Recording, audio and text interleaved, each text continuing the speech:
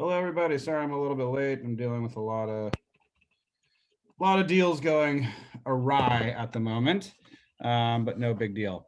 How's everybody doing today? Good, good. Good.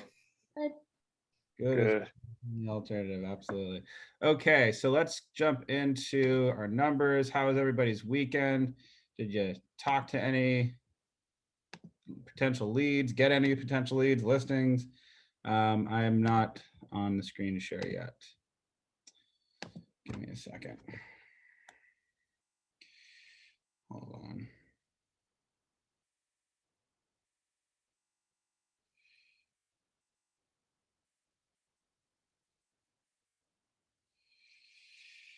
Hold on.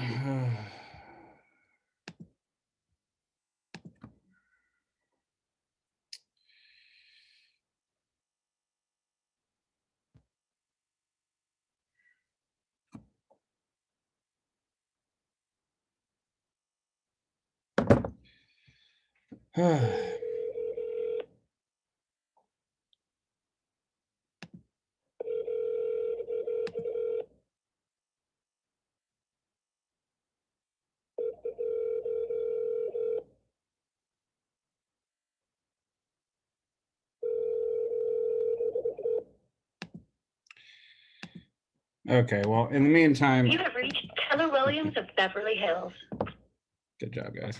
All right, in the meantime, I will just write it in manually. Joseph, how was your weekend? Did you have a chance to talk with anybody, get any good leads going on? How's your How's my what going? Do you have like a listing? I have 2 listings, but I haven't put them up yet, but I have 2 listings. So Friday I went to the court to try to get the guy finally evicted so my duplex can finally be vacant, but they postponed it to June 16th. So, but talking to Justin, he said it looks like everything's going to be back up and running due to June 16th, but this guy's lived there for like 2 years without paying rent. Oh, My weekend's been all right. I made 20 phone calls this morning actually, and only one person answered. So, and he kind of just said he didn't need a realtor right now. So, no problem. Very cool.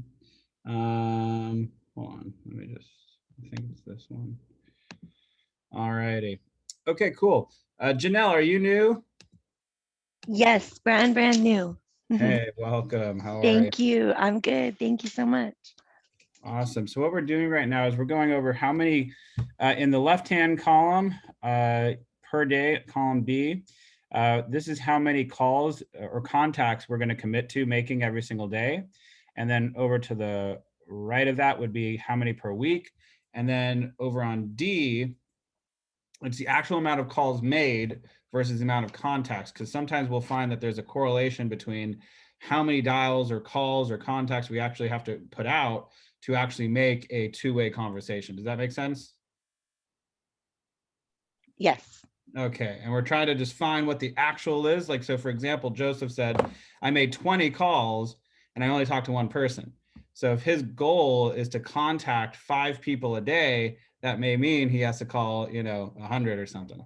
So just a fun little way that we keep ourselves accountable and keep our lead generation somewhat predictable. So we'd like to go for 10, but obviously it's okay if you go lower. We have some 5s and 7s. How many per day could you commit to? I won't go lower than what we like to go for. So at least 10. Yes. Okay, let's do 10. We'll start there. Oops, give me 1 second. Mhm. Someone's at my door.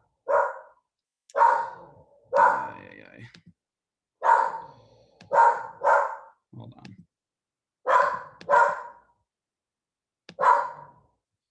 Give me a second.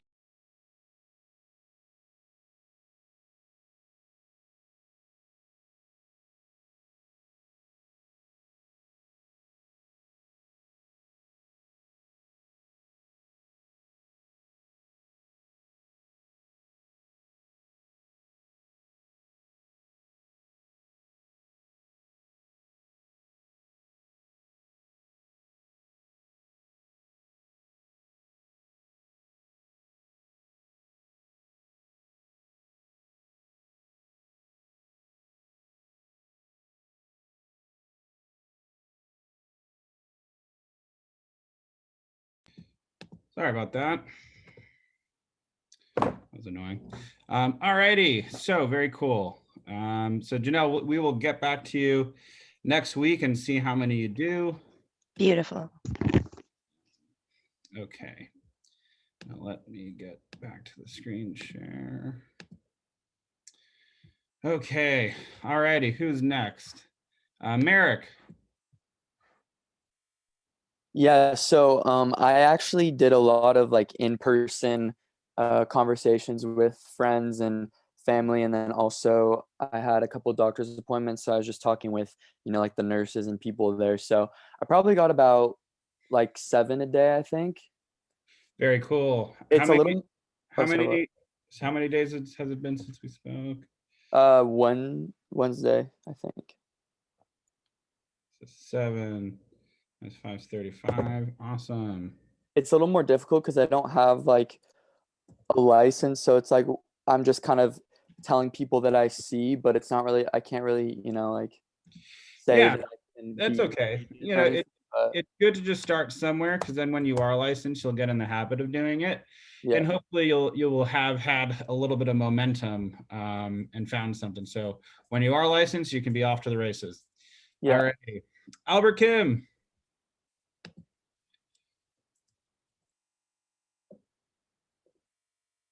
You there, Albert? All right, not a problem. I have a feeling since we started late and I had a couple interruptions already, we are trickling down a little bit. That's all good. Shannon Schuster. Hello. Hello. How are you? How was your weekend? It was good. I actually tagged along with Kristen for a showing and then an inspection. So Oh, cool. Very fun. yeah, Awesome. that was good. But I think I made around 25 calls and heard back from like 15. Awesome. Very cool. Any leads? No, a few said in the near future they would reach out to me, but definitely, would keep me in mind. So That sounds pretty good to me. yeah. Awesome. Very cool. All righty. Alex Benson. Hey there. Howdy, howdy. I talked to 15 people. Among them, I spoke with my aunt again. She's potentially wanting to list her home in San Diego towards the end of the summer. I spoke to an old acquaintance. He's living in Florida now, but his company has offices in our area. And he said that he would definitely keep me in mind and want to refer me clients as they have employees that relocate sometimes. And spoke to my in-laws. I was happy to hear that they were telling their friends about me being in the business. And then apart from that, I just continue to follow up with that listing I'm trying to get on that condo we spoke about. That's awesome. How's your mom doing? She's fine. She's just generally in poor health for the last few years. So it's, every once in a while something comes up. All right. Well, I'm glad you're there for her. So, all righty. Well, very good, Alex. Awesome stuff. Keep it up. And my thoughts are with your mom and all that fun stuff. Okay. All righty. Miriam. I did talk to 20 person in live, and I got one person. He said that he might try to move to LA from Texas in the future, and he will contact me hopefully. Very cool. Awesome. I like it. Wait, is today the 10th or this is the 10th class? That's funny. I have 10 for you. Interesting. Huh. Awesome. Very cool. Good stuff, Miriam. Awesome. Gabby Hacker. I would say I did about 30 contacts. Dope. Awesome. They get any of them sound like a good lead? Not yet. I feel like where I struggle is like speaking more with confidence. So like it's hard to get that across. Like getting No. trust. Sometimes what I like to do for that is, frankly, I look at somebody who I feel speaks with a lot of confidence, and I record myself and I try to mimic how that person speaks. And I know that sounds a little bit like, wow, but that's so fake, but it's not. Like you try to like get yourself to figure out that speech pattern, that diction, the way that they kind of say certain words or phrases, and I try to just mimic it. And I'll literally stand in front of the mirror, and I've done this before, and I'll record myself, and I try to sound like that. And I can make it fun and stuff. I could try to pretend like I'm talking like Obama. I'm not going to do that because that's such a very noticeable speech pattern. But I'll just do fun stuff, and then eventually, like, I'll find something that I think sounds really confident, and I'll go after it. So I don't know. That's something that's helped me a lot. So maybe that could help you. I don't know. Yeah, thank you. Totally, totes my goats. All righty. Hold on. Let me turn it off. Alexa. Hi. How goes it? How's your weekend? It was good. I did talk to all 10 people, so that was Nice. exciting. And then I don't think it's like, well, I could possibly potentially, but on Instagram, like one of my friends was looking for a realtor in the Orange County area. And I like replied to her and I was like, oh my God, me. Yeah. But I think she's looking to rent and not buy. So Oh, well. yeah. Honestly, those count. So, contacts could also just be on Instagram, stuff like that. So absolutely that counts. So good job. 100%. Most of my leads come from Instagram. Really? Yeah, just me, posting about, my life, like throwing a little bit of real estate stuff in there. And usually somebody will be like, oh, I'm starting to look. And it's like, dope, gotcha. So yeah, absolutely. Instagram is a great lead generation tool. Social media in general. I always recommend, don't oversell the real estate part on Instagram. It should be like a nice ratio. If you do feel like you need to do that, maybe create your own independent real estate Instagram. But the thing is keep in mind that most people who follow like real estate Instagrams are in real estate. And the whole idea is you're trying to find clients. So the way I always look at social media, it's like a campfire. If you go to a campfire, you wouldn't like, have your business cards like hanging out in like a big banner saying I'm in real estate. No, you'd walk up, you crack open a beer, you talk about your day, you talk about your life, talk about your, loved ones, people in your whatever. Oh, and yeah, I'm also in real estate.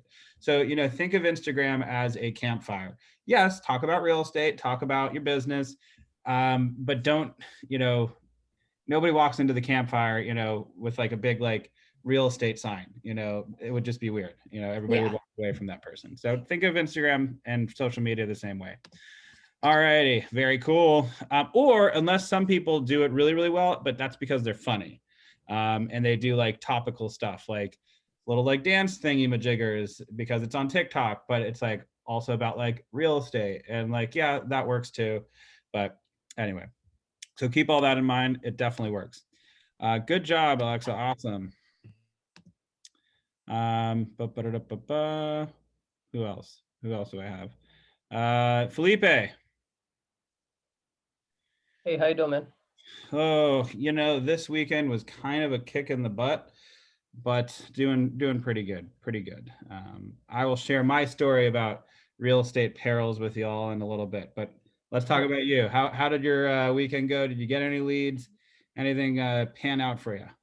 I talked to 7 people, and one person is actually their son is interested in buying a home soon.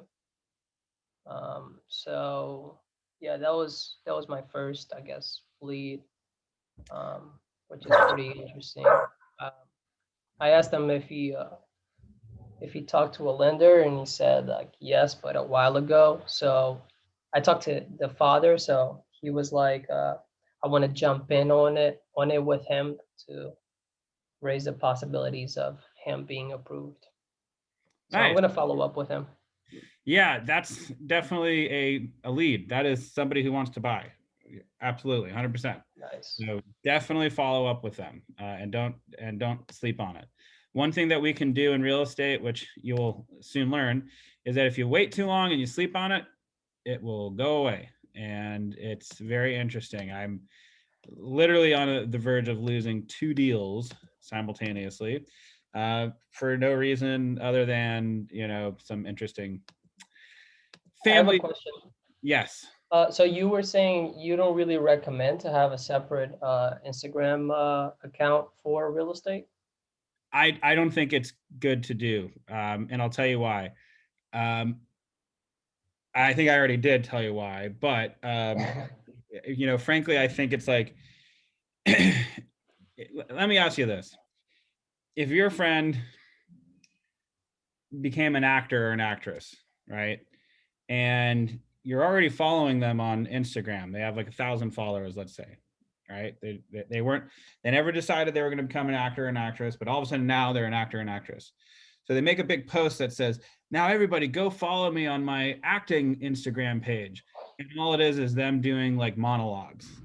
Would you follow them? If I was interested in acting, yeah, I guess. If it was your best friend, maybe. If you were interested in acting, maybe. My point That's is, true. I can see that. I don't think that most people will.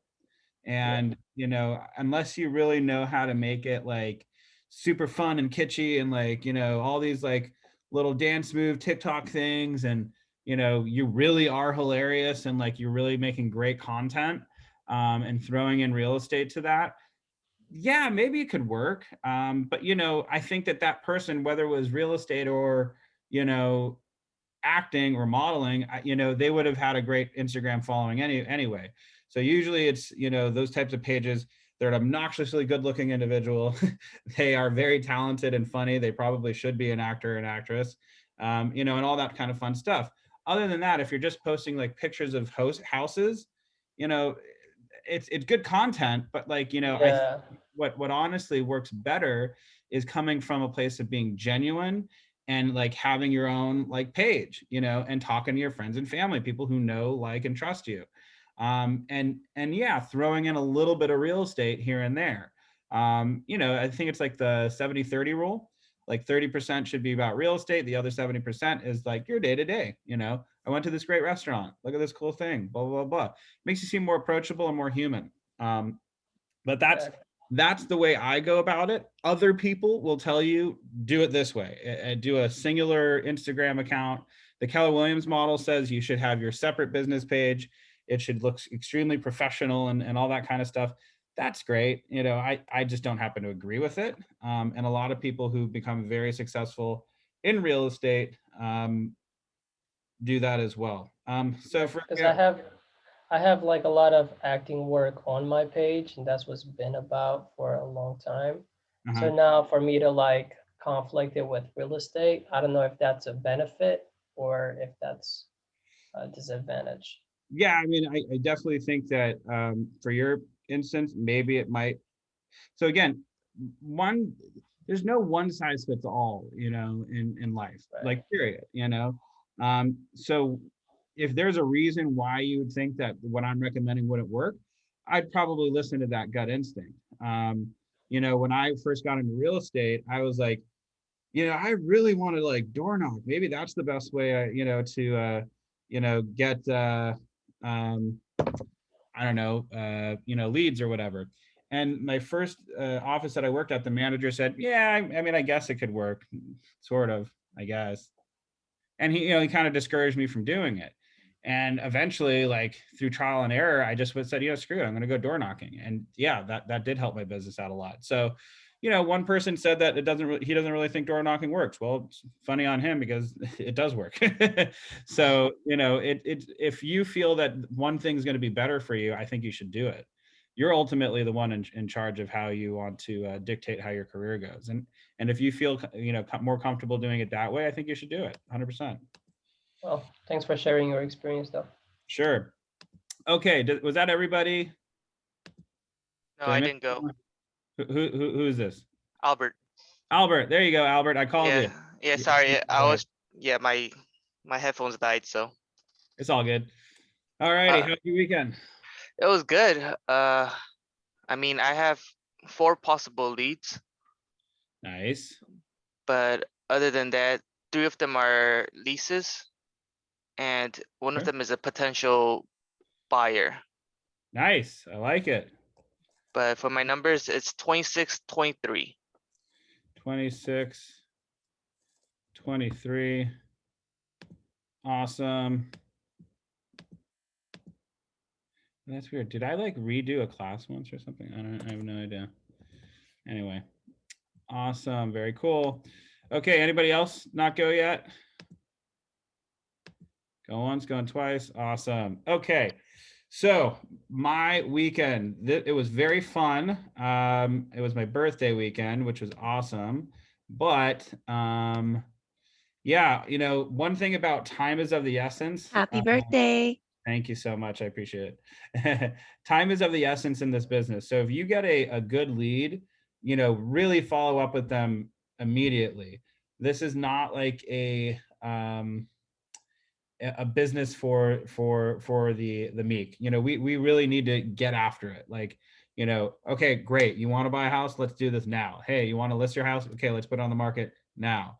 I had a situation where one of my clients, and both of them are family members getting in the way of the deal, which is just mind-boggling. Family does not always look after your best interest, by the way, everyone. So my one off-market listing, you know, we're about $50,000 apart. She refuses to take the deal because the son tells her that he could sell it for 2.8 million. He just got his license last week. I'm not saying that new agents don't know what they're doing, but he really doesn't know what he's talking about. There's no property that would justify that house being sold for 2.8. The very nice, well-intentioned son took comps from Stradella, which is an entirely different street in Bel Air that you can't, you know, use for Linda Flora, and is telling his mom that he feels it's worth this. And unfortunately, that's not going to get the deal done. And so, unfortunately, you know, because of that, we're not going to get a deal done. So when we had the deal in hand, I should have, you know, been like, hey, you know, I really think we need to act on this now, not, yeah, go talk to your son. It unfortunately is going to fall apart because of that. The other one that I had going on, I have a signed listing. We're going to put it on the market. I was able to get her tenants out of the house and evict them. And then all of a sudden now she calls me and says, you know what, instead of selling for 1.7 million, why don't I gift it over to my brother-in-law for $800,000 and he'll let me live on the property for 2 years rent-free. I'm like, how does that even make sense? You're going to undersell it by half. You're going to give him the property and then you're going to live there for 2 years. And for some reason, she thinks that because of taxes and capital gains, and the brother-in-law is telling her this, that this is the best way, you know, to go. So it's interesting. So keep in mind, everybody, when you have a listing, get it on the market as soon as possible. Don't sleep on it. Don't wait on it. You know, even if you have tenants in place, do a coming soon, you know, something like that, because all of a sudden when the family starts to hear about the listing, everybody has a say, and it's just annoying. So that was my weekend. But you know, it is what it is. All righty, so let's get into some of the material for today. Negotiate the deal.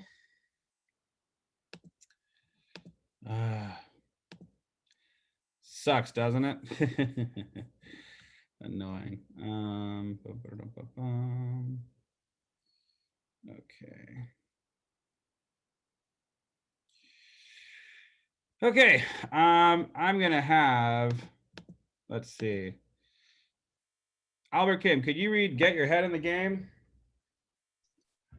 Get your head in the game. Negotiations are an integral part of most real estate transactions. In fact, they are so important that in a 2014 National Association of Realtors survey of buyers and sellers, negotiations ranked second in the list of what buyers want most from their agent and ranked sixth in what sellers want from their agent.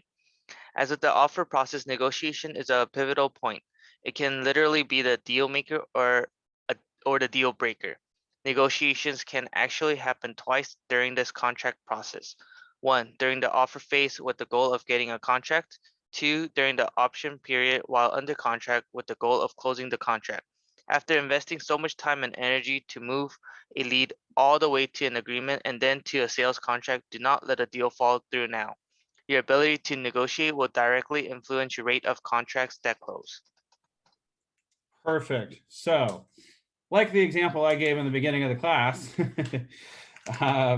what could I do in this situation where a family, so for example, we're not even in the close stage of the deal. We're just about to put it on the market.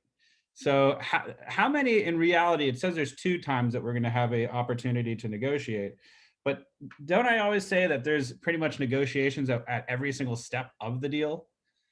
Think about it. Getting it on the market, how much you want to list it for, how much what days you want to do open houses. I had to negotiate the tenants out of the property. For example, in real estate, really think about the negotiation process as a constant throughout the entire deal. You're always going to be negotiating in real estate. So very, very important. So very cool. So right now we are down over here at contracts. We're hoping to get a payday. Make it happen, negotiation. You may not realize it, but you're almost always negotiating. When there's something you want, that new car for the price you want to pay for, your friend to see your point of view in an argument, or your child to do the dishes. The truth is whatever you want is often owned and controlled by someone else. The way that you want is through negotiation. Okay.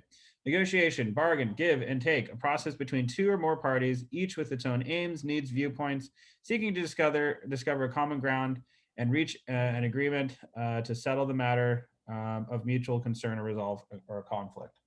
Okay, so in this example, it's showing buyer, agent, listing agent, seller, and then the buyer agent and then the listing agent are now in negotiations. But with the example that I gave earlier in this class, what does this really look like? It's really a buyer, their son, their daughter-in-law, their uncle, negotiating amongst each other, now with the buyer's agent, and all of that gets fizzled down to the buyer's agent. And then the buyer's agent is now negotiating with the buyer, and without knowing it, probably the son and the uncle and the whatever, and then also with the listing agent. So keep in mind, there's oftentimes multiple parties in the negotiation and in the deal process. All righty.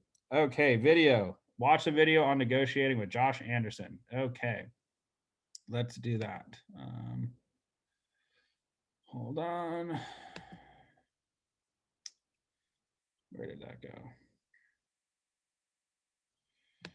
Hold on. I somehow lost it.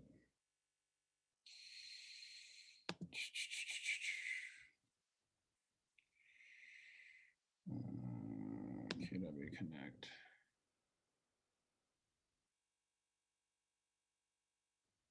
Give me a second. I somehow lost the Ignite link.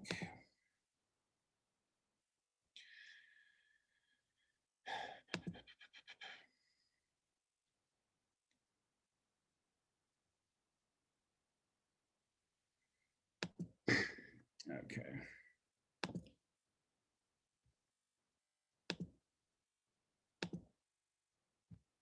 All right. Hi, I'm Josh Anderson from Nashville, Tennessee. I've been with Keller Williams since 2006. 2014, we did about 200 transactions for about $60 million in volume. I grew up on a farm, so I've always seen my dad negotiating land and cows and horses. Being the youngest of 4, and I'm trading and negotiating with my brothers all growing up. So I've kind of done it all the time. Some people are certainly gravitate toward it and are naturally better at it than others. But I think that negotiation can definitely be learned. I think there's a lot of skills that go into being a great negotiator. I think it's learning your client.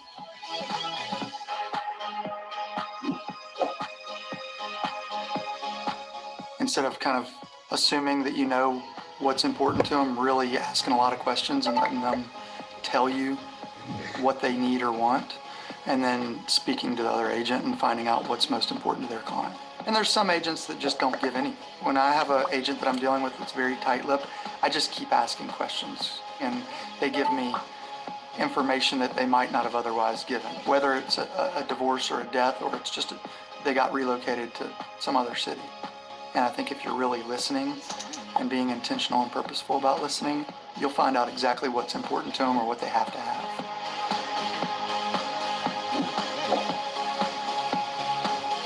In certain situations, you have to be creative. We're always looking for that next little tip to help our clients out and win the deals. One of the techniques that we've used a lot that's worked well for us is the escalation clause. For example, if the property is listed at $250,000, we might go in at $250,000 with strong terms, and in special stipulations we might put in there that we're willing to beat the next best documented offer by $1,000 up to $263,000. And the best offer might be $261,000, so we end up getting it for $262,000.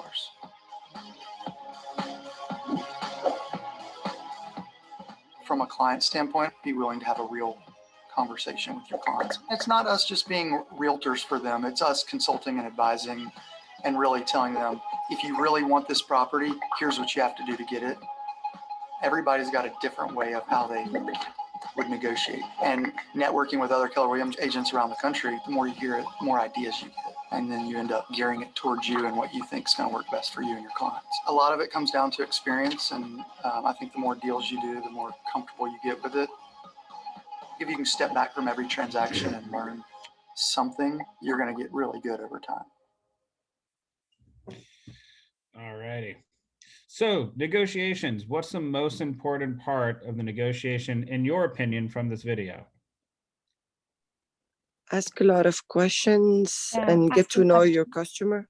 And listening with the intention of understanding them. Totally, 100%. And also, the most important thing that I found is finding a common ground. What is that commonality? What is that situation, that win-win situation that this party wants and that party wants, and trying to determine what that's going to be. And how do you get there? By listening, by being purposeful with an intent, like when you're listening, to be very purposeful, to listen to like where they're coming from and all that fun stuff. So exactly what you all said, ultimately to find a common ground so you can get the two parties of the different sides together. And frankly, that's what I'm going to have to do with these two different deals that are all of a sudden blowing up because of conversations that they've had with their family members that, which by the by, I'm sure the family members, except for the one that I have, like the actual listing where we're going to go on the market, the one family member, they're doing something shady and totally trying to screw over my client, which I don't know what to do about that because she seems to be very willingly screwed over. The other one, the son is just, looking after his mom and looking after her best interest. So I have to figure out, how am I going to find the common ground of what they ultimately want out of this deal, and to show them that they're going to get it. So in negotiating, we really want to find the common ground and try to listen. It's going to be easier with other clients, much more difficult with others. So negotiating tips. Above all else, be professional. Remember, your goal is to get a signed contract. This is where what you're driving towards. It's what both agents. You have to switch the screen back. Oh, sorry. Thank you. There we go. Thanks. Above all else, be professional. Remember, your goal: get a signed contract. Control what you say to anyone involved in the transaction. If you create anxiety in your clients or other parties, you are reducing the leverage in the negotiation. Continually refer back to motivation. Remind your client why they want to buy or sell, and help them reevaluate their request if they are becoming unreasonable. Don't reveal too much. Listen more than talk. Keep your client's motivation close to your chest. Don't be attached to the outcome. You'll do hundreds of thousands of transactions in your career, and there is no way you can get everything you and your clients want all the time. Don't let it affect your mindset if a deal doesn't go through, or if your client doesn't act on your recommendations. Find a different win for your client, which is what I'm trying to do right now. Common points of negotiation. During the negotiation process, price and terms are common points of negotiation. Price. What will the sales price, while the sales price is the primary factor in negotiations, it is not necessarily the bottom line. In a situation where a seller receives multiple offers at the same price, It is terms of those offers, and in addition to the buyer's financial position that will determine which one wins. Terms. The terms of any offer may be financial or time-based, or both. When the buyer and seller can't agree on sales price, the following 5 offer terms come into play. Closing costs, traditionally paid by the buyer. Closing costs are in addition to the purchase price. Securing the cash to pay these expenses can be difficult for some, especially for first-time home buyers. Therefore, the seller may be asked to pay a portion of the closing costs. Just so you know, that typically does not happen in a seller's market, which is where we are in right now. Closing date. When the seller has a very specific time frame for moving, the buyer has the upper hand and can leverage this by being more flexible with the closing date and less flexible with the offer price. Conveyances. While conveyances are defined by a locality's board of realtors, the general rule of thumb is that attached fixtures stay with the home and non-realty items, personal property, go with the seller. In negotiations, a buyer may request that certain personal property items stay with the home, such as furniture, window treatments, or a refrigerator. Earnest money and option fee. Earnest money deposit is essentially usually 3% of the purchase price here in California. Sometimes that can be negotiated. Again, in a seller's market, that is never the case. Repairs. Most offers are contingent on the outcome of the home inspection and necessary repairs. Depending on the complexity of the repairs, buyers may ask the sellers to make the repairs prior to closing, subject to a follow-up inspection. Deduct the repair cost from the sales price or pay a lump sum at the closing to cover the costs. Okay, 3 Ps approach. Negotiation is a skill that can be learned and perfected with experience. The best practice for negotiating and bringing the buyer and seller together, the 3 Ps approach. Prepare, present, position. Prepare, know your goal, know your client, think ahead, set clear expectations. Very important.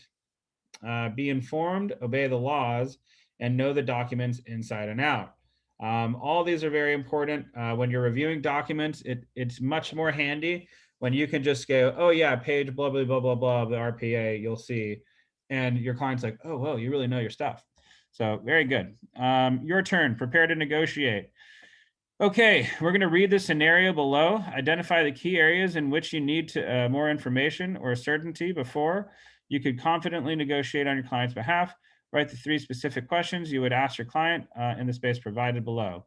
Okay, so let's try to do this together, y'all, rather than writing this down. If I could have Joseph.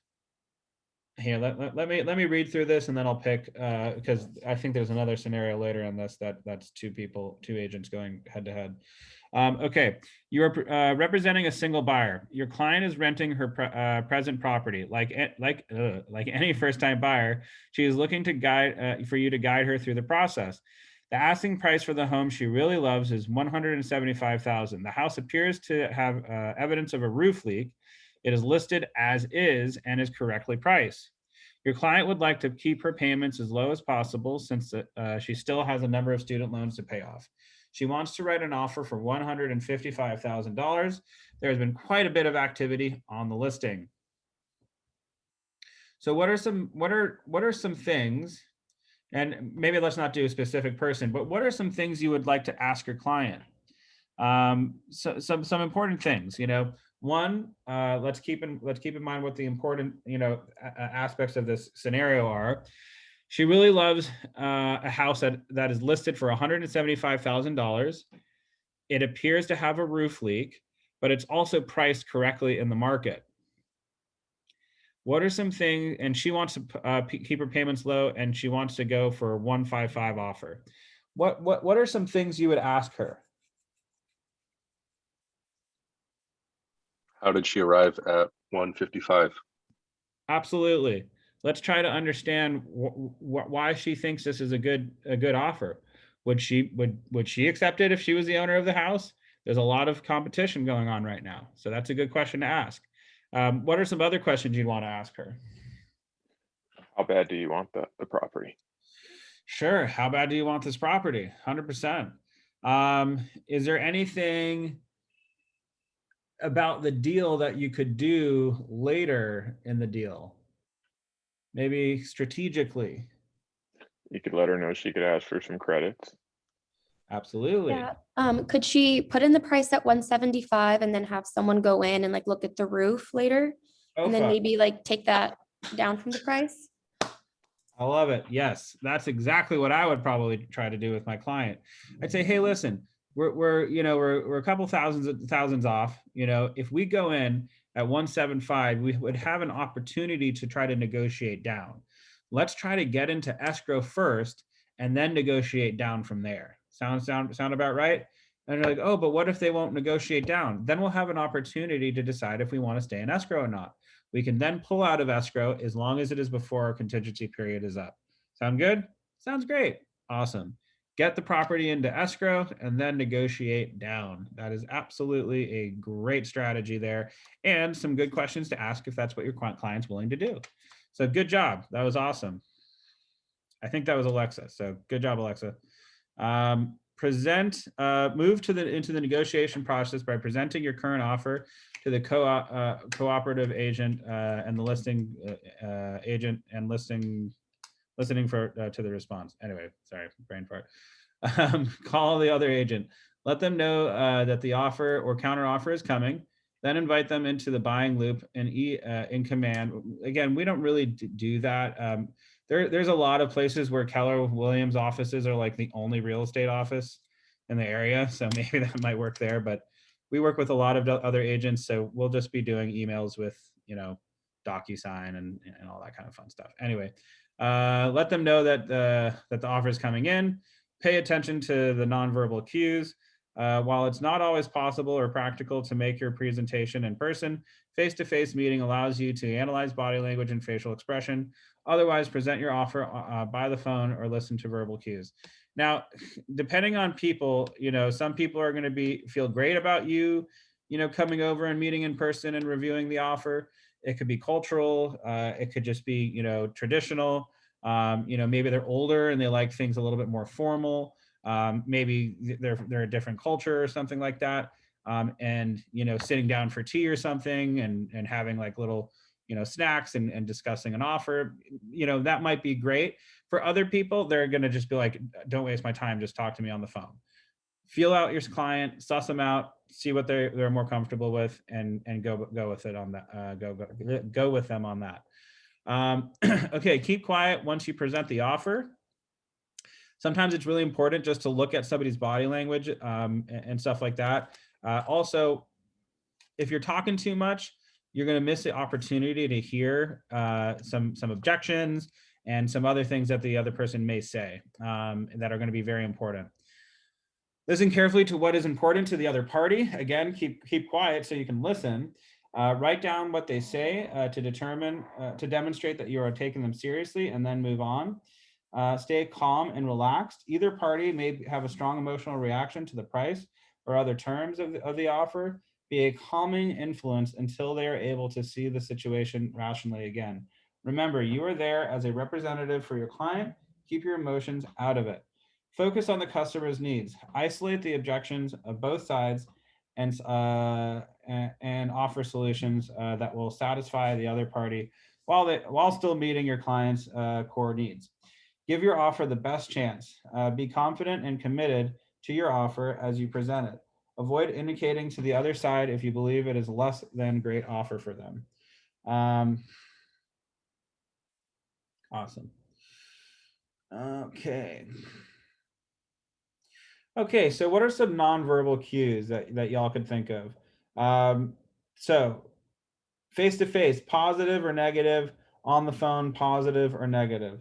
What are some things in person, like if I'm kind of like sitting like this with my arms folded, is that a positive or a negative nonverbal cue? Negative. Yeah, it's negative. Typically people do this. It's kind of like subconscious. They do this when they're feeling insecure, when they're feeling, whatever. But at the same time, that could just be how somebody sits. I often just sit like this, on the regular, so it doesn't always necessarily mean something, but in the middle of a negotiation, this may be, kind of a tell. So keep that in mind. What are some other nonverbal cues that could maybe be a positive nonverbal cue? Nodding their head. Smile. Nodding your head, absolutely. Smiling, 100%. Those are all great positive nonverbal cues. Now, what about on the phone? What could be some nonverbal cues on the phone? Your intonation, like if you speak with your sentence going down, it sounds more confident and is like reassuring to the other person that you know what you're doing. Yeah, absolutely. Why don't we do this? You know, blah, blah, blah, blah, blah, blah, blah. That's actually a good negotiation tactic. It's by down speaking, sometimes it helps. But anyway, what are some other things that could happen? Like maybe,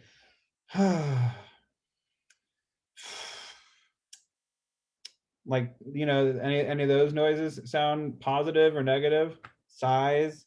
Also, just being like quiet shows that you're not confident. Doubtful. Sure, absolutely. What about laughter? Is that good? Depends on the situation, I think. Depends. But yes, I always like to think that laughter is good though, typically. Even if it's like a negative, like laughing at something negatively, it, you know, it shows that they're open to speaking, at least. But yes, in certain situations it could be negative. Okay, so here are some tactics and counter tactics that we could use. I don't have the answers in front of me, so I'm doing this by memory. But in negotiating, your clients or agents may use certain methods or tactics in an attempt to manipulate the negotiation. Because these tactics are generally predictable, you can learn to quickly and accurately identify them when they're being used on you. Additionally, you can respond with the appropriate counter tactics with a high probability of accurately predicting how your response will be taken. The following are three of the most common tactics used in negotiation and counter tactics for your response. Okay, nibbling. Once your client has agreed upon a major concession, the other party will start nibbling for an additional smaller concession. So, fine, we'll agree to this. And then all of a sudden, well, you know, we also want this too. Well, how would you respond to that?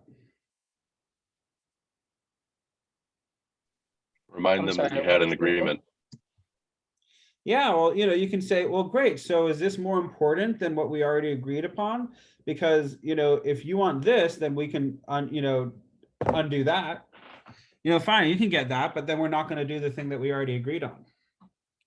Throw it right back at them, you know, and all of a sudden they may go, oh shit, never mind. It's all right.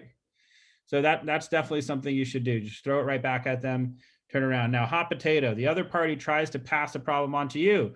For example, the co-op agent tries to pass all closing costs onto your client because their client can't afford them.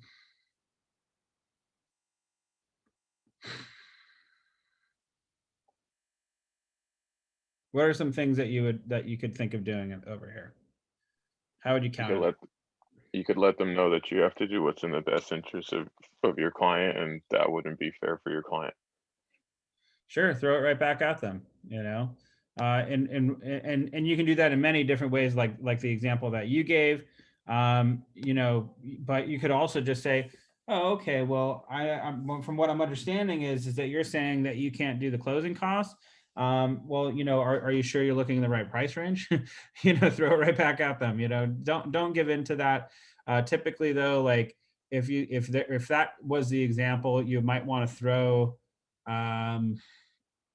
you know, another, you know, costly thing at them or what have you. But yes, that would be a good way to look at it. Good guy, bad guy.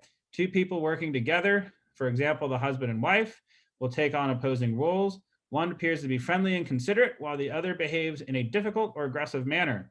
Think of the typical car salesperson, good person who says his manager is the bad guy, won't let him reduce the price any further. You should ask to have all decision makers present. Well, let's say they are. So it's a husband and wife, and they are present, and they are sitting in the same room. Good guy, bad guy. What could you do?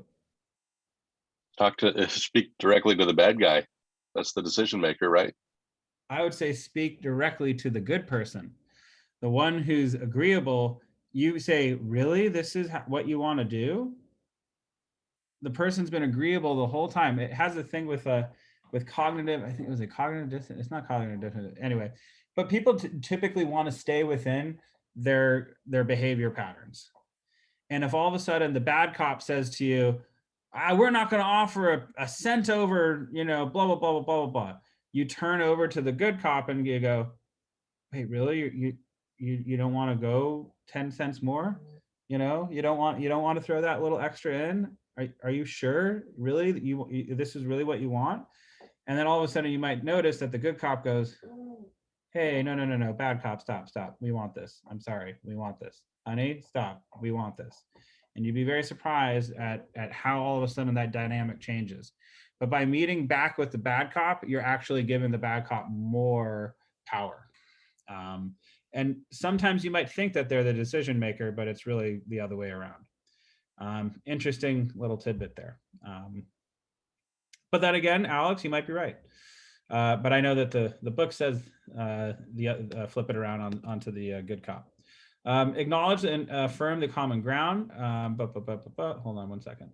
Okay, 3, position. Positioning is moving both parties closer to each other until you have a full agreement. Acknowledge and affirm the common ground where the buyer and seller are in agreement and are in the same position. They identify which position may be easily adjusted and which are set in stone.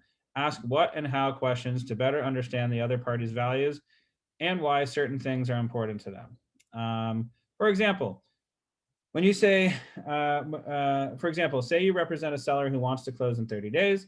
If a buyer wants to close within 60 days, ask your client, Mr. and Mrs. Seller, you are requesting a 30-day closing. What is important about that closing in 30 days? If your client becomes defensive, you would explain, my goal is to let the buyer know why this point is important to you. So very, very good stuff. Understanding what is important to the other party allows you to prioritize and address their issues in order of importance. Positioning is a process and sometimes requires you to come back to the negotiating table more than once. Sometimes several counteroffers will be necessary to negotiate an acceptance.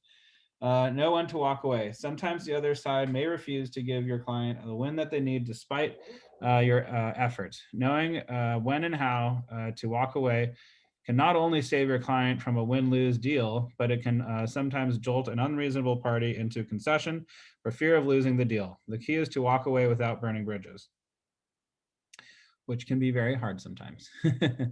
All righty, choose a partner, your turn positioning.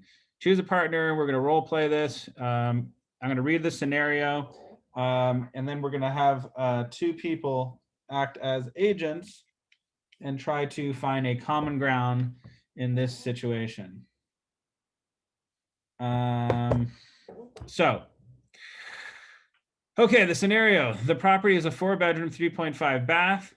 It is listed for $350,000 in a well-established neighborhood. The house requires new carpeting throughout the first floor and a new garage door opener. 3 offers have been made. They were all well below the ask price. Okay, buyer agent rule number 1. Your buyers are making an offer of $340,000 for the house. They have been pre-approved. The buyers would like to close in the shortest time possible since they are moving from out of state and need a home for their family. Since they are leaving their appliances in their current home, the buyers would like all the appliances to be included. Okay, $340,000 for the house. The house is listed at $350,000. They're $10,000 below. There's 3 offers on the table, all below asking. Listing agent role. Your sellers have raised their family in the house you are selling and have many friends and family in the area. Since their children are now grown, they no longer need the amount of space in their current home, which their current home provides, and have purchased a home in Florida. Okay, sorry. So your sellers have raised their family in the house who are selling. Sorry, my eyes are not working for some reason. Your sellers have raised their family in the house you are selling and have many friends and family in the area. Since their children are now grown, they no longer need the amount of space their current home provides and have purchased a home in Florida. They would like to give all the appliances to their daughter, who has just gone through a divorce. They will not be moving until they have sold their current house. And although they would like to get to Florida as soon as possible, they are ready to stand their ground regarding the price. So they want to sell for 350,000. The other people want to buy it for 340,000. It's a well-established area, 4-bed, 3.5 bath. These are the rules. So who wants to be the buyer agent?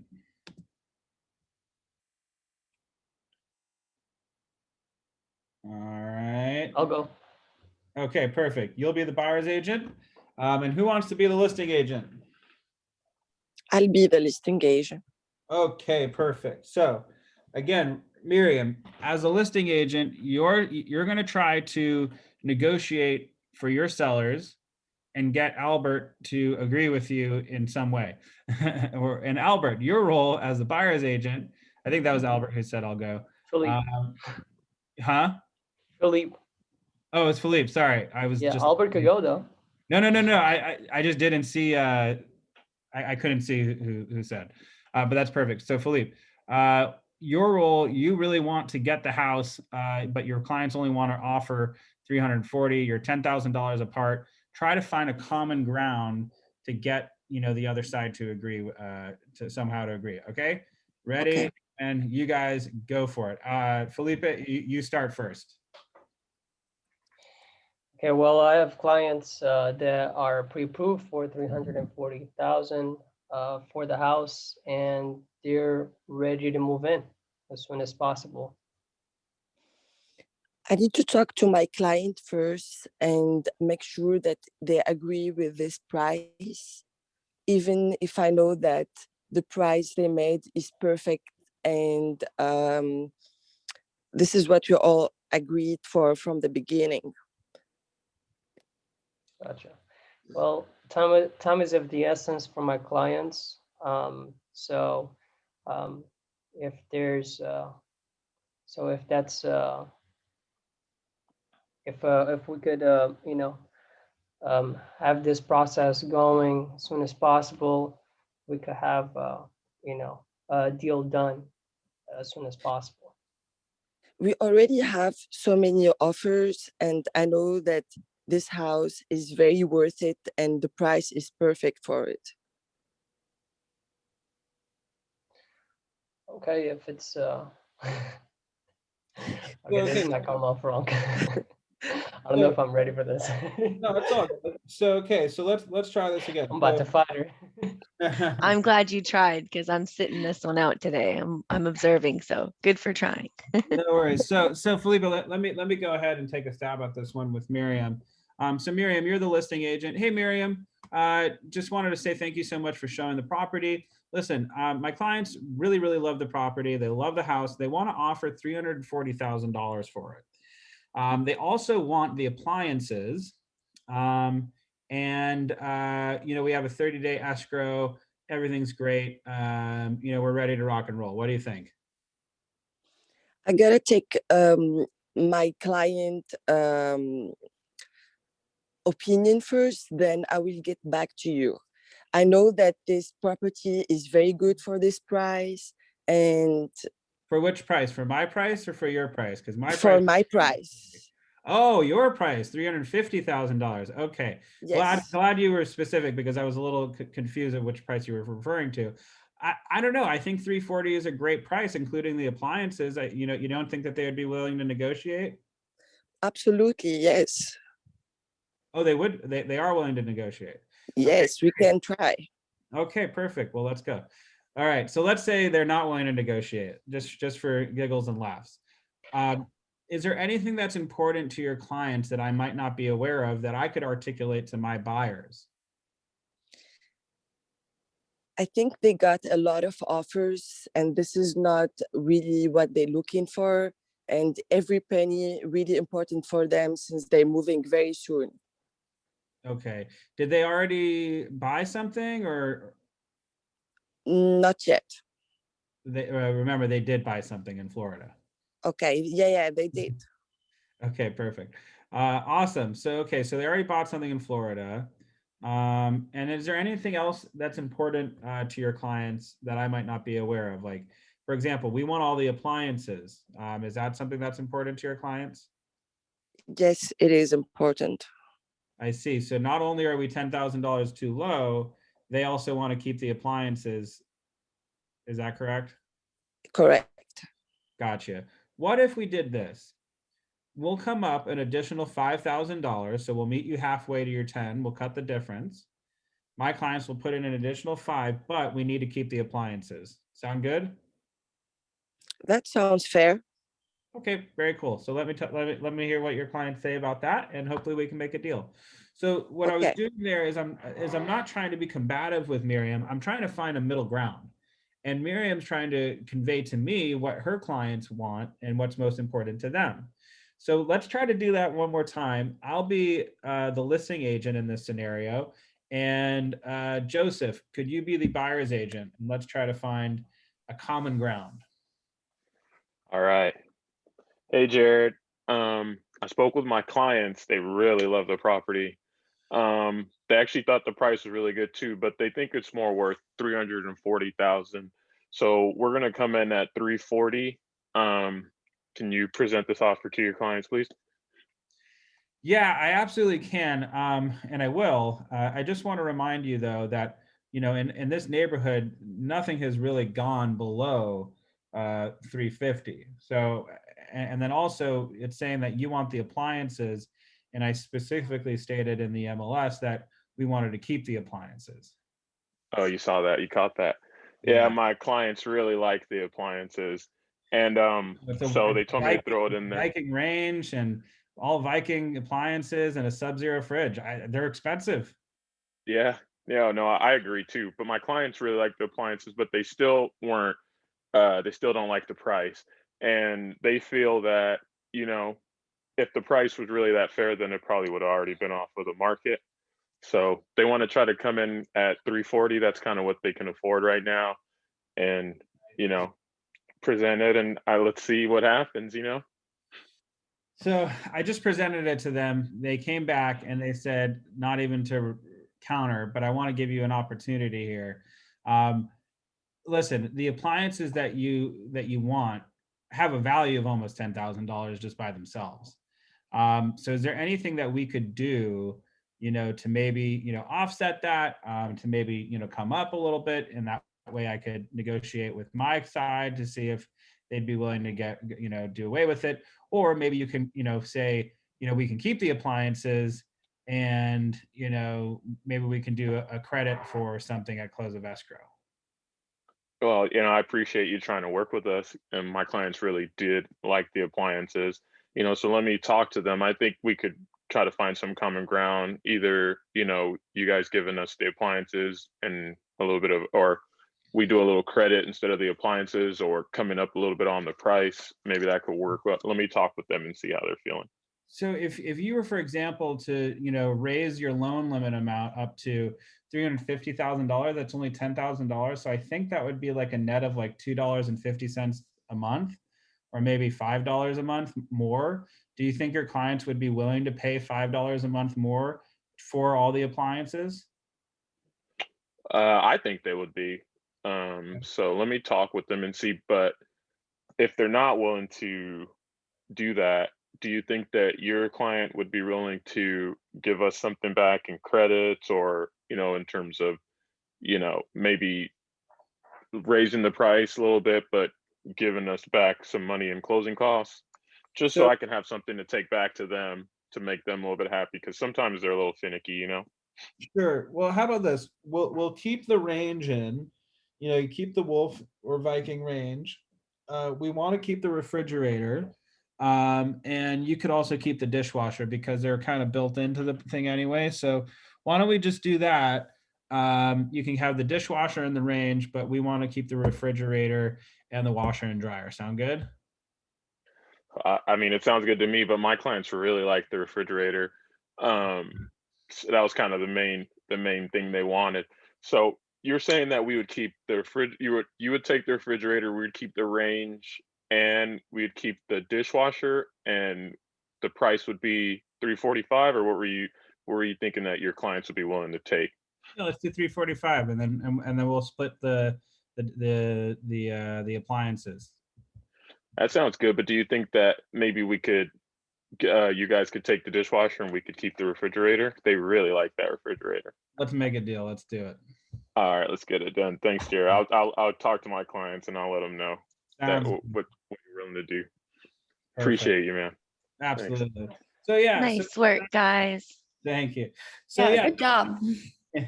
So yeah, exactly. So what we're trying to do is we're trying to find a common ground. You know, if we're only $10,000 apart, you know, we should be able to make that up, you know, somehow, some way. It's not such a crazy amount that we couldn't do it. In fact, you know, last resort, you know, I would have just said to Joseph, hey, why don't we both just, you know, kick in like $1,000 each or something on our commission and just close this thing. That would be the last resort, but we're right there. We're right there, you know, because it's really not that much to make up the difference there. So good stuff, everyone. That was awesome. All righty, your turn. Negotiate a counter offer. All right, here's another scenario. Okay.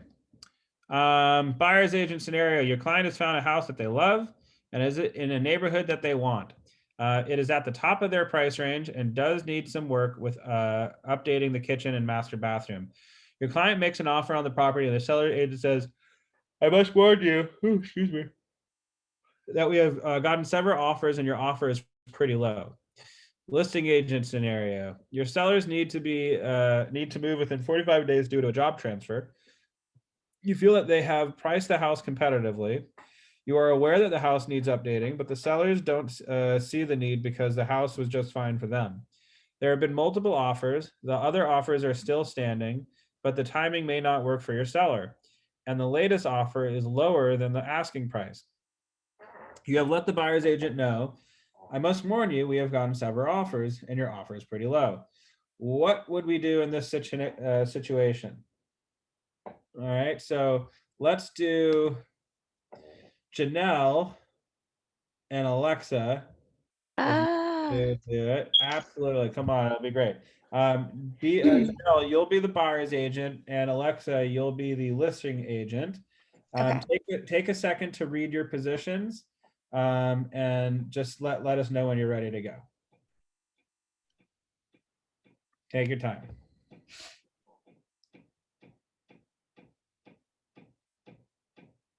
Who's starting? Me? Buyer's agent should start. Okay. So I showed my clients the house. They absolutely love it, Alexa.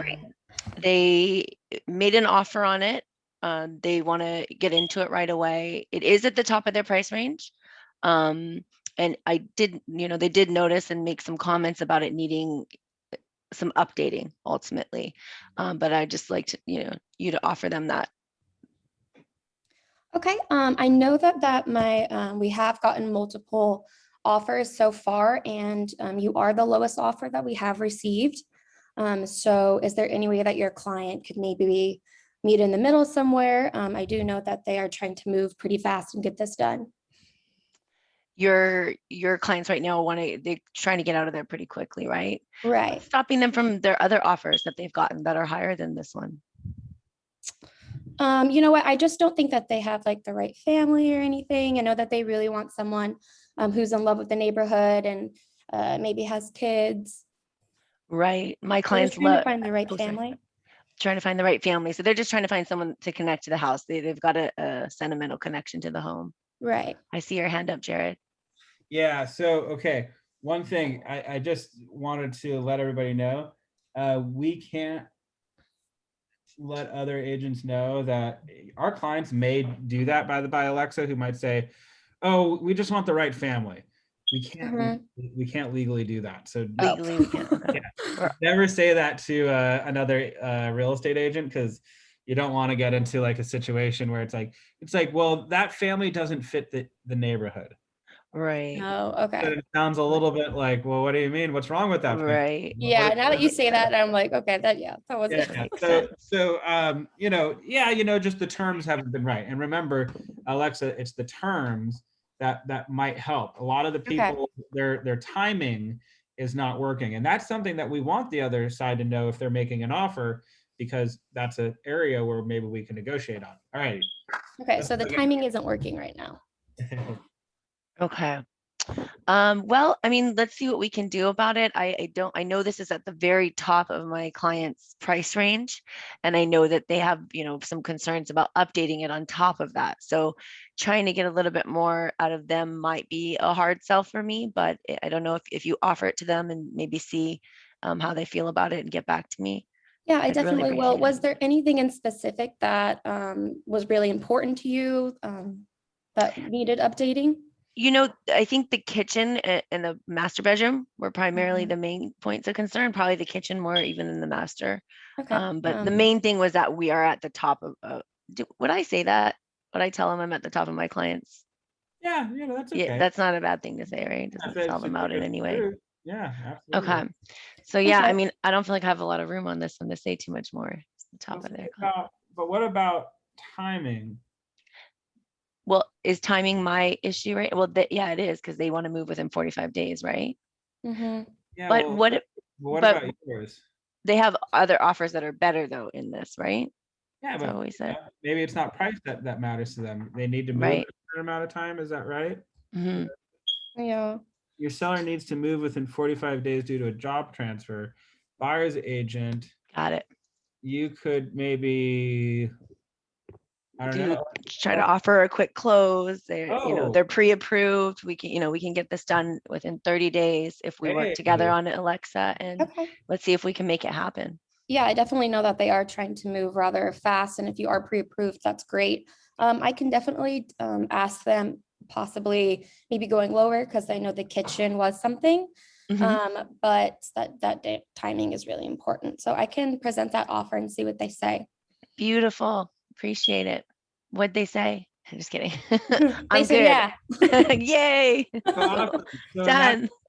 Perfect. So in that situation, just so we all know, timing to me was the most important factor in that. Right. They have to be somewhere in 45 days. No ifs, ands, or buts. The Right. job will not be there if they don't show up for work. So in that scenario, first things first that the listing agent should be saying is, listen, your offer's a little bit low, but if you could close in 30 days, I think we could maybe, work on something here. Right. And then the, buyer's agent, would, try to maybe, meet that or beat that. And then maybe even try to see if they can come up a little bit. But, if it's at the top of their price range, obviously they can't really come up that much more. Maybe like a consolation prize of $1,000 more, $2,000 more, whatever. Right. But hey, we'll try to come up a little as much as possible. But what I know that we can do is close in 30 days, and I know that your sellers need to be out in 45 days, right? Okay, perfect. So let's do that one more time. I'm gonna jump in there on as the buyer's agent. Shannon Schuster, could you be the listing agent? Yes. Okay, awesome. Hey, Shannon, it's Jared Medlinski, Keller Williams, Beverly Hills. I just wanted to present our offer to you. We're really, really excited about it. Let me know what you think. Hi, Jared. Nice to hear from you. What is your offer exactly? I don't know. Does it give a price? It's $1 million. Okay. Yeah, I can check with my clients and see if that will work.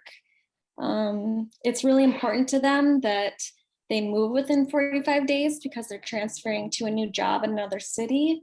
Sure. So, Okay. wondering. So what we can do is, first of all, how's $1 million? How's that feel to you? Is it in the ballpark? It's a little low. We do have quite a few other offers in that are slightly higher than that. Okay. And are any of them able to close shorter than 45 days? No, no one that I've talked to yet has been able to close within 45 days. Okay. My offer has come with a pre-approval. My lender says that they can close in 30 days. And frankly, we're kind of right at our limits at $1 million. Otherwise, we would offer more if we could. But all things considered, you know, it sounds like maybe we're $20,000 off. You know, I know we're a little bit lower than asking price, which is $1,020,000. What if we close in 30 days? We'll try to come up as much as we can. I'll talk to the lender again, but I think the 30-day closing sounds like it's really important to your clients, right? Yeah, that actually sounds like a pretty good deal. I know that moving within 45 days is most important to them right now. So let Okay. me give them a call and see what they think. Perfect. So just so you know, what we'll also do is, just so you know, we are very serious.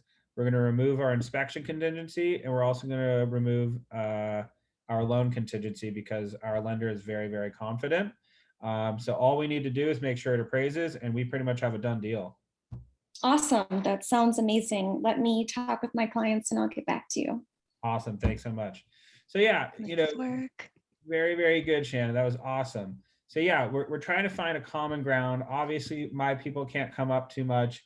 So I'm trying to make the deal a little bit sweeter by removing the inspection contingency, removing the loan contingency, because in my, you know, theoretical scenario, my lender is like, they're fine with $1 million, you know, they're totally good there. And we can close in 30 days. And why is that important? Because I know that they need to be gone in 45. So hopefully that does the trick, and good stuff. And Shannon is making sure we are keeping to that under 45-day mark. So her clients will be happy too. Good stuff. All righty. So that's the end of the class. So awesome, awesome, everyone. And remember, you know, there's going to be multiple negotiations even after a signed listing. Like in my situation, I've never heard of this before in my life, where somebody doesn't want to sell for 1.7 million and would rather sell to their brother-in-law for $800,000. I am so confused. It's so bad. And it's like, I don't know how you even reason with that. So it's like, I'm taking this as, you know, just a one-off crazy person circumstance. So it's fine. You know, these things happen, but remember, when I get off this call, I'm going to be getting on the phone with them and just going, let's try to find a common ground here. What's important here to you? And she's ultimately probably going to say, well, my brother-in-law said that he would put it in my daughter's name. So my daughter will, you know, God forbid, when he passes, it'll go to my daughter. And he said I could live there for 2 years rent-free.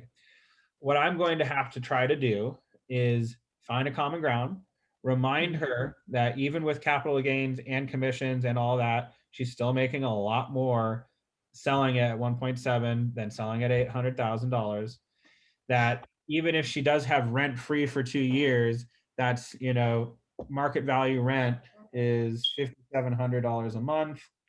5,700 a month times 12 times 2. That's $136,000 plus the 800,000. That's $936,000 of value in this offer.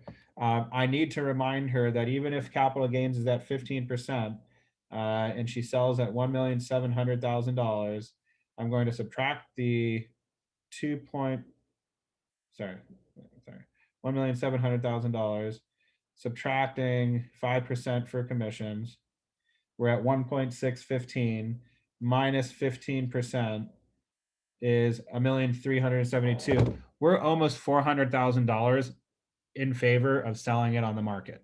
So she's leaving $400,000 on the table, and I'm going to argue with her she could then buy another property and put it in her daughter's name.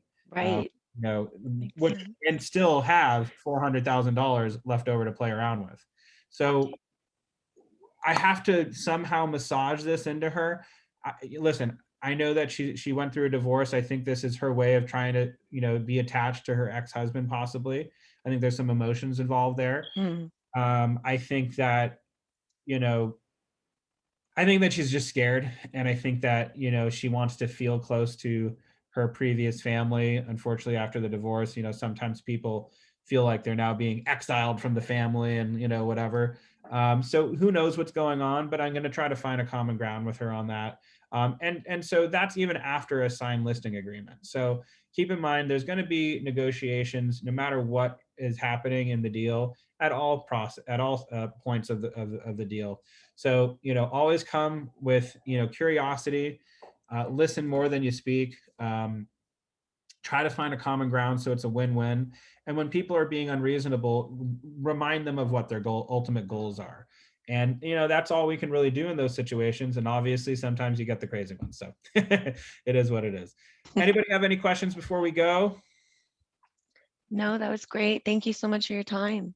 Awesome, everybody. Have a Thank you, great Jared, and good Bye, luck. Thank you. everyone. Good luck, Good luck, Jared. Good everyone. luck. Have You a got great Good it. luck, week. Jared. You got it. Got it, Jared. Hopefully. Bye, guys. All righty, y'all. Take care. Bye-bye. Bye.